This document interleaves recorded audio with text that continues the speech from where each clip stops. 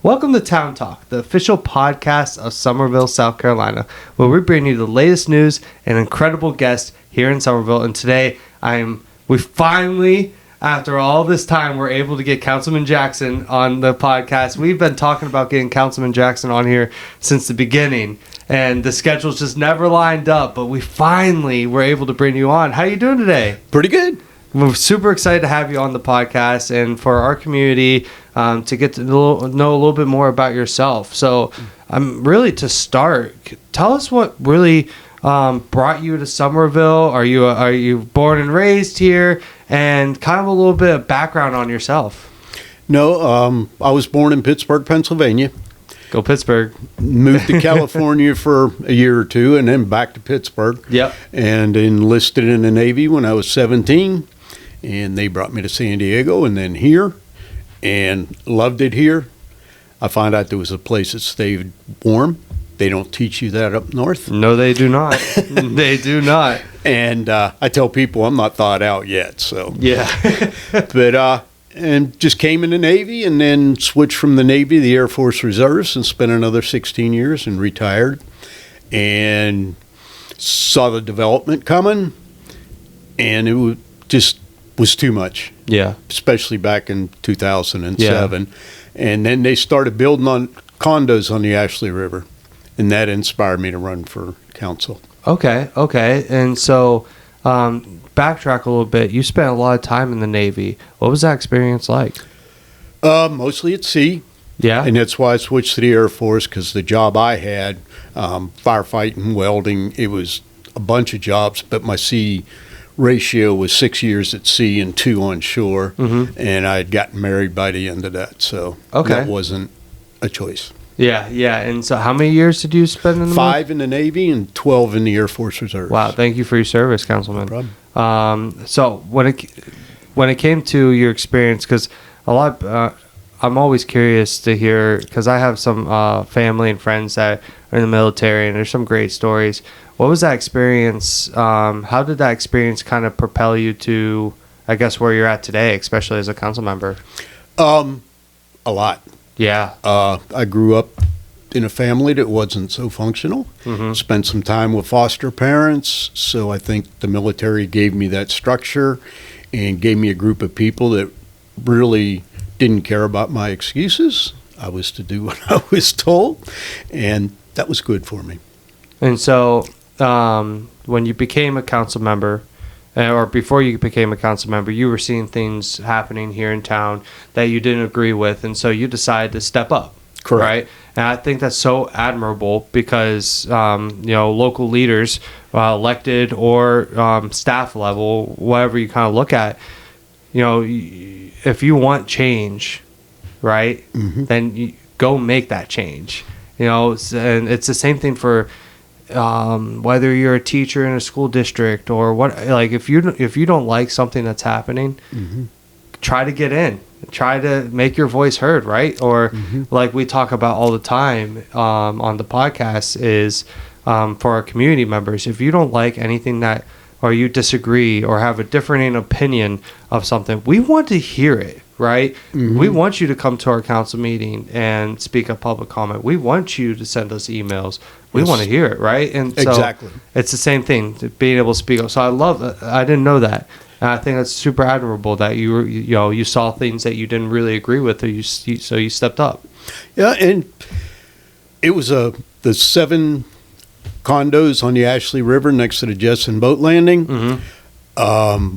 I didn't think it would ever happen, but I talked to the owners for 12 years and finally convinced them they wouldn't be able to sell it, and we bought it at a very good price, and they took the rest for a donation. Mm-hmm. And that gave us 37 saved acres on the Ashley River that we can make a passive park out of, and the community can enjoy it and appreciate it because it is really beautiful. It is so beautiful out there, and if you haven't gone out there, it really is beautiful. And that leads into a really good conversation with you, which is you are a huge liaison for our Parks and Recreation.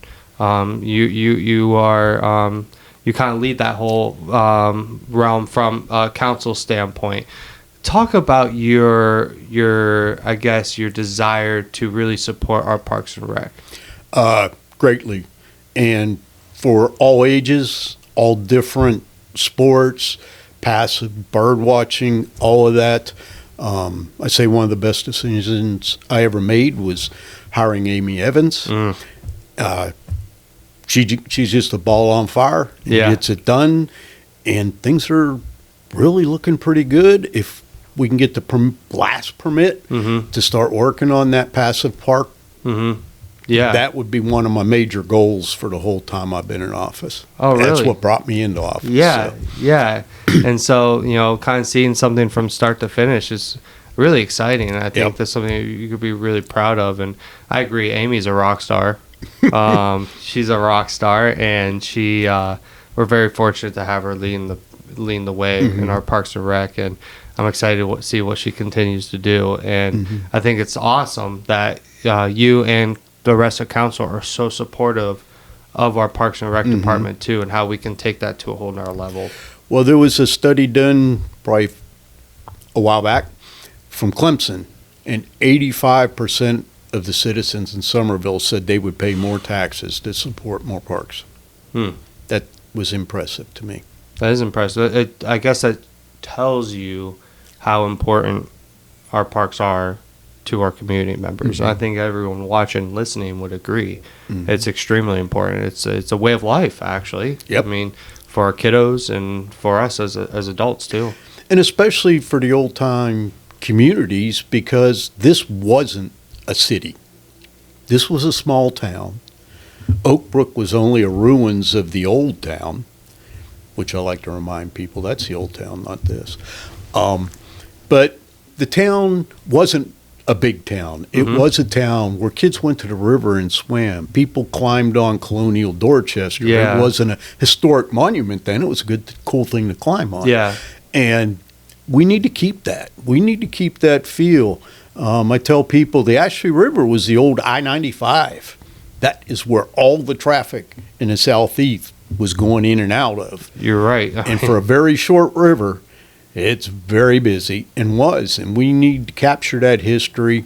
I hope to bring back the Ashley River Fest so that we can that'd be celebrate both the Revolutionary era, the colonial era, and all the Indians and Gullah that used to live along the river. Yeah. We've done that twice before, and it was outstanding, and we just need to get back to it. Actually, so that must have happened before I even moved here. It was a while back. So tell us a little bit more about, because there's probably a lot of people who are watching and listening that actually don't know about that. That sounds really exciting. Yep, and this park that we got, which again I didn't think would ever happen, Yeah. is going to really allow it now, because we lost parking. We used to park over where the Big Lots is now, and we ended up losing that, and that's what stopped it. And what it is Jessen Boat Landing, we kind of have two areas. The museum put on an area about the Maroons. These are the people that escaped plantations and the Indians, and they all kind of joined together out in the swamps. Great story if you know the history. Yeah. Then we have most of the plantations. We have Gullah people. We have the Edisto Indians and Yep. some of the other Indian tribes come and do their dances. That's so cool. And a lot of environmental booths, Clemson, et cetera, things That's like amazing. that. And then at the same time, over at Colonial Dorchester, they reenact the Revolutionary War and have cannon fire, have all their people set up in tents and Yep. cooking the way they cooked back in those days, which Yep. is very interesting. And Yeah, it is. to see them do it and how they did it. It was just a great festival. And now we can add the county up at the Ashley River Park and kind of extend it on up the Ashley River and give that experience. And we had pontoon boats that used to give tours of the river, particularly people that hadn't been out there. That'd be cool. Well, I think it's a great idea to bring back. That'd be really cool. I think any type of historical festival to kind of give history and education on kind of the what Somerville and what our area used to be is super important. It's super important. To switch gears a little bit, as a council member, how many years have you been on council now? Since 2007. 2007. So As a council member, you probably, I mean, since 2007, you've seen a lot of change in Somerville. Yes, sir. And especially probably since 2000, probably since actually when you started is when things really started taking off, right? You know, the Charleston grew, and as it expands, you know, Somerville obviously grew, and the surrounding areas. Where we sit in 2025, what do you, in your opinion, what are some of the biggest challenges we face as a town? I ran for election to slow and stop the growth. That battle's lost. When I was in the Navy, Charleston was dead. There was nobody there. Sailors wouldn't even get downtown. It was so bad. And Somerville was that town up there along the highway. The first time I came to Somerville, I came into town to go to the races, so Saturday night at around 7 o'clock, and there was not a soul. One red light down in front of what is now the CVS, and that was a grocery store, Doshers, I think it was.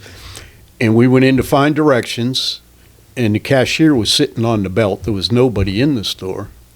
And we're like, where is everybody? She goes, oh, probably at the races. So, well, where was that? Yeah. So, I mean, there was not a car. There was not a person on a Saturday night. And now it's just amazing to go by. And yes, we have a lot of congestion and not enough parking, but in some ways that's a wonderful problem to have.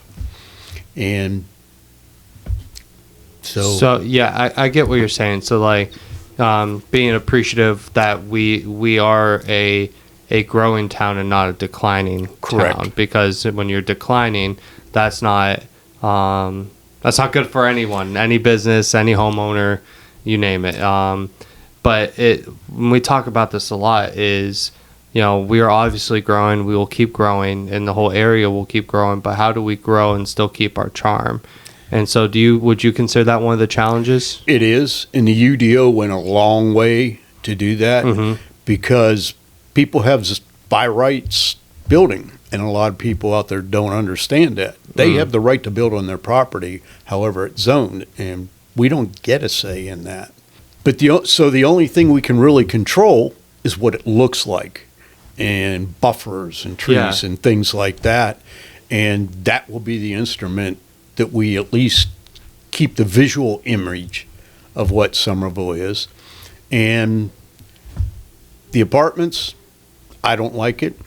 It's why I ran in the first place, but there's just nothing we can really do about it because of the by rights zoning. So how do you balance that, right? How do you balance the growth of the area but keeping that unique charm? Is it the bar and the DRB? Is that kind of what your thoughts are for the old that? town? Yes, it is. Yeah. And most of those people's families were originally from here, so they have their eye that way. At the same time, we do have to change. I wanted to stay 21. Didn't happen. No, and you look like it. Town is going to change. Yeah. Otherwise, look at just the pictures of Hutchinson Square. The diamond. It's unique. Changed many times completely. But it's still that symbol. And, there are people that it seems like if they preserved what they wanted would still be riding horses up and down Main Street. And it's just those times are gone, and some things are not functional to keep. Yeah, no, that makes complete sense. Now, switch gears again. As a council member, you've been on for many years at this point, and you've seen different mayors, and you've seen different council members, worked with many different types of people throughout those years, I can imagine. So what is it like being on council, and how important is it to be a team with your fellow council members and the mayor? Like, what's that experience been like in the past, and where is that today? Not so good. In the past, we always had contention, it seems like, about most things. I think that has ended. Yeah. on council, we can disagree like we're talking and then move on to the next issue. Yeah. You know, you won, I lost. Okay, let's get on to, and I think this council is very transparent. I think That's true. everything we try to put it out there before it ever becomes to council so that people are aware.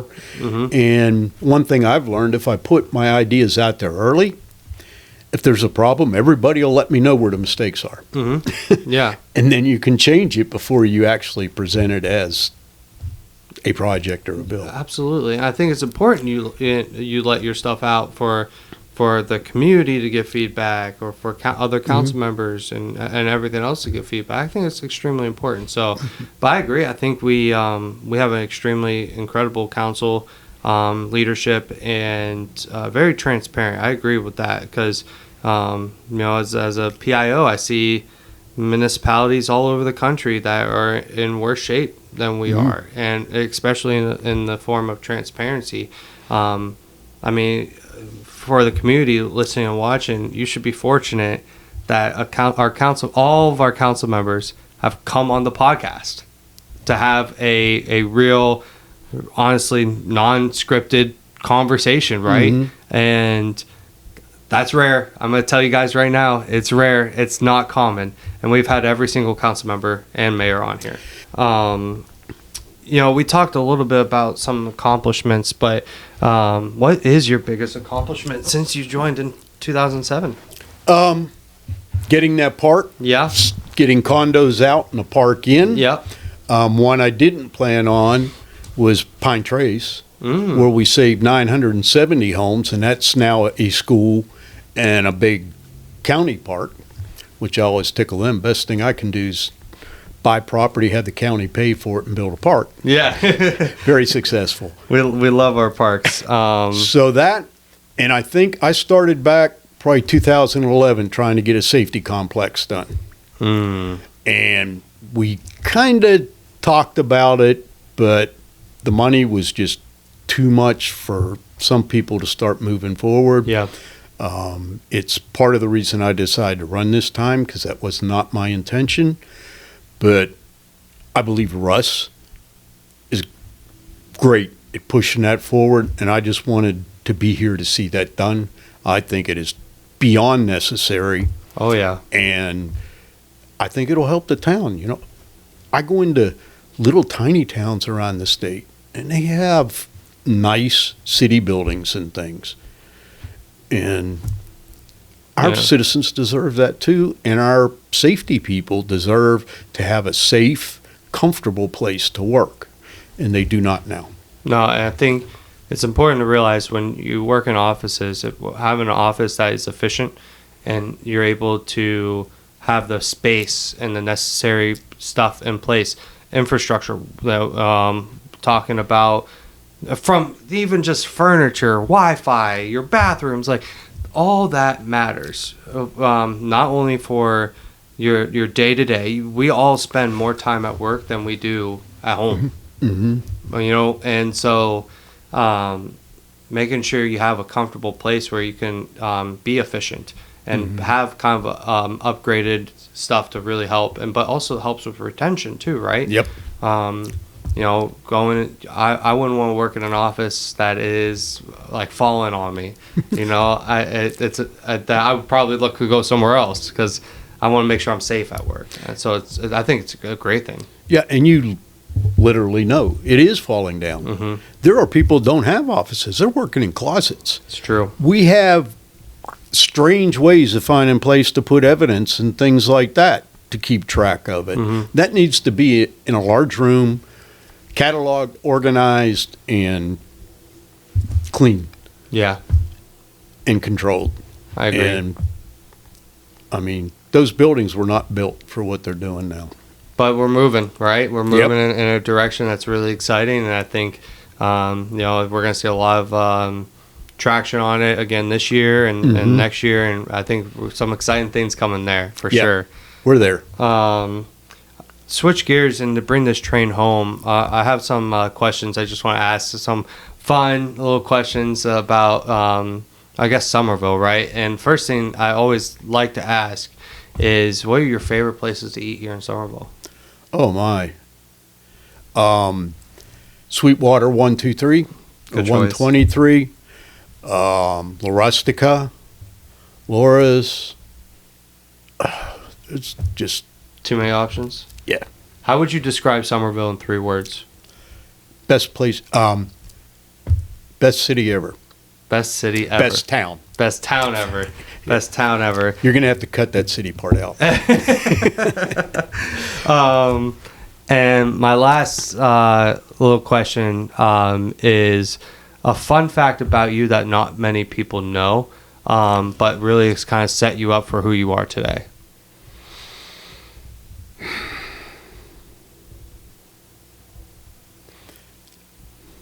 Probably my kids and grandkids. I love that. And looking at the town while preserving its history and its charm, creating a town that their children, my grandchildren's children, are going to want and be able to participate in and understand. Yeah. That's huge, right? Yeah. I mean, thinking about, all right, how can we make sure the future generations know the history of this town, how this town was built, the reason behind the town, but also setting it up for success, the schools, making sure the schools are set up correctly, making sure we have the best parks that we can have, right? Or making sure our streets are safe and our we have businesses that can accommodate and have jobs here, right? Yep. That's huge too. I don't think anyone really wants to drive and be in traffic on 26 every morning. Nope. Because we know most of the people that work in Charleston live up here. It's just Goose Creek, Somerville, all North Charleston, or go out to Ridgeville or Orangeburg, and they come. That is what it's become, right? But how can we bring those jobs here? And I think it's really important. That's what the future is going to look like. And it has massively happened. When I got out of the Navy, there was only 2 places to work that were any good. That was Bosch and the shipyard. I ended up working at Broyhill, which let us eat. Yeah. That's about it. Yeah, yeah. And well, that said, do you have any other things for the sake of the podcast you want to share? Nope. We have a lot of projects coming. Main Street revitalization. That's a really exciting We one. need the public's input on that. Please tell us what you want. Right now, loosely in my mind only, I kind of see it as a Greenville type street where you have the parking, just 2 lanes, and then a lot of walking area and places to sit and eat and things like that. Which I don't think that's a bad thing, right? Greenville, and I think most people would agree, was beautifully planned, especially that downtown. We talk about it from our standpoint as staff and people who are involved in local government. It's a beautifully planned city. It really is. And so I don't think it's a bad thing to say, right? Yep. I think it'd be really beneficial for I'm excited about that project, And I personally. think, for me, my personal, they went a little too far, too big, too commercial. Same as I'd see Nexton. I like it. It Looks is nice, It is nice for other people. That is not the way I would prefer to live. But younger people don't want driver's licenses and things like that. They want to live in those communities. And like I said earlier, I'm not planning for me. We have to plan for the future to move into it so that people still want to be here. But how do you find that middle ground, right? People got to tell us. That's why feedback is so important. We need to figure that out. We want, and we talked about this a few minutes ago. Walking that fine line of keeping Somerville, but also becoming, looking into the future, right? I'm a younger guy. I do like the modern stuff that just kind of my generation, right? But on the same token, I would hate to see Somerville not be Somerville. It would destroy me because I love this town. And so how do we find that middle ground, right? Yep. And I think you make a good point. Did they become too commercialized, the way they overdid it, but how do you find that middle ground to make it Somerville? So we'll see how the future looks, but Yep. I think we have the right people in place, right minds in place, and a great community is going to give us their feedback. Yep. And I'll keep pushing that, y'all. Let us know.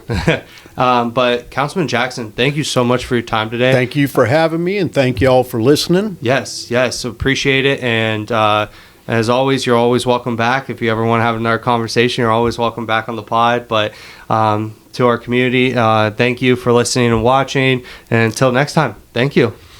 Thank you.